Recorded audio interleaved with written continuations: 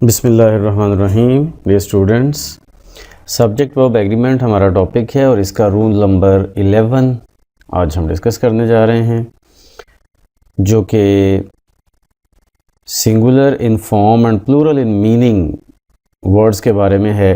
यानी कि कुछ नाउन ऐसे होते हैं जो कि सब्जेक्ट के तौर पर आते हैं और उनको हम देखें तो उनमें कोई प्लूरल वाली बात नज़र नहीं आती, बट उनका मीनिंग प्लूरल होता है।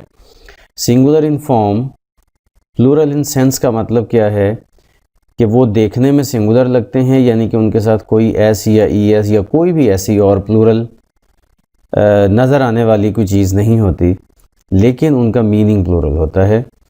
अब जैसा कि these poultry are mine, whose are these cattle, cattle plural है, पोल्ट्री प्लूरल है। People have to obey the law, people plural है।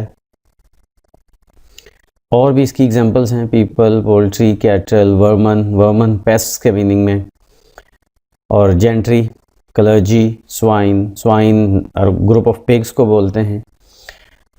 तो बात क्या है कि ये जो कॉन्सेप्ट मैंने अभी दिया, ये कॉन्सेप्ट ये है कि ऐसे नाउन्स जो कि देखने में सिंगुलर लगते हैं लेकिन उनका मीनिंग प्लूरल है, जब वो सब्जेक्ट के तौर पर आएंगे तो उनके साथ प्लूरल वर्ब आएगा।